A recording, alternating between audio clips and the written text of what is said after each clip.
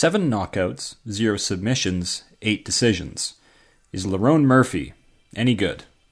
After a gritty performance against the veteran Edson Barboza, I thought the UFC would give Lerone Murphy a big step up in competition. But here he is taking on Josh Emmett in the Apex, no less. What gives with this? I mean, a highly dangerous matchup on paper where he risks a lot for not so much reward. Anyhow, let's do our due diligence and get well learned on this UK prospect's full toolkit. We'll take a look at fight style, UFC career, strengths, and weaknesses to come to our verdict. Lerone Murphy, a dialed-in marksman. Lerone manages everything in MMA quite nicely. Lerone is always calm under fire. When I watch him, he's very patient, he trusts in his defense, and he comes from an esteemed boxing background. Whether he is out-techniqued, out-wrestled, or out-powered, he's able to adjust his game plan quickly to stay ahead or get himself ahead.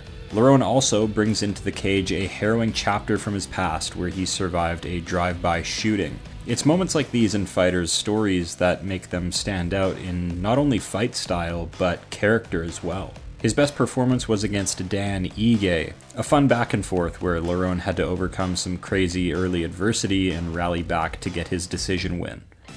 He used his full toolkit here. It was a very fun fight and very impressive performance.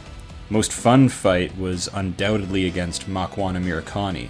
After suffering through Amirkhani's barrage of takedowns in the first round, Lerone made a sweet read in the second and scored himself some sweet chin music. Let's take a look at career.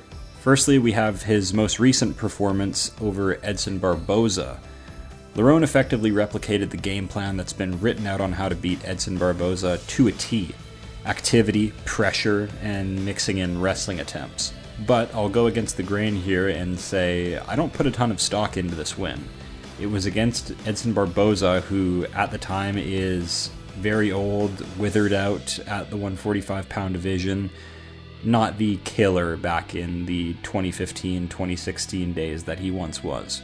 Also, his win over Dan Ige. After getting clipped and hurt in the first round, Lerone did a fantastic job at recovering himself and getting himself back into the fight, and even winning rounds 2 and 3 convincingly. And this is exactly what you're looking for in a rising star, for them to not just steamroll their way to the top, but to see moments of early adversity and how they bounce back and deal with it. We now know that Lerone can adjust on the fly and use tactics to bring him out of losing situations. But I'm afraid if Emmett hits him with the same shot with his punch power, he won't get a chance to recover as easily. He might just be out cold snoozing on the canvas.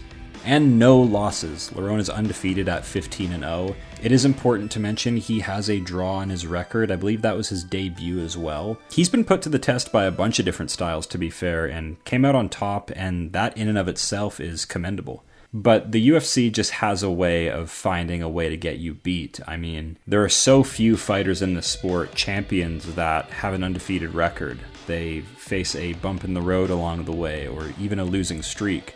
But one thing Lerone has in common with current champions of the UFC is his fight IQ. He's a very smart, safe, and measured fighter. Striking accuracy, 54%. Really happy with this land rate, especially for how busy Murphy is with the jab. Strikes landed per minute, 4.8. Strikes absorbed per minute, 2.6. We've seen Lerone put in trouble by some opponents. This stat shows his defense does hold up over time. Takedown average, 1.7. Submission average, 0.5.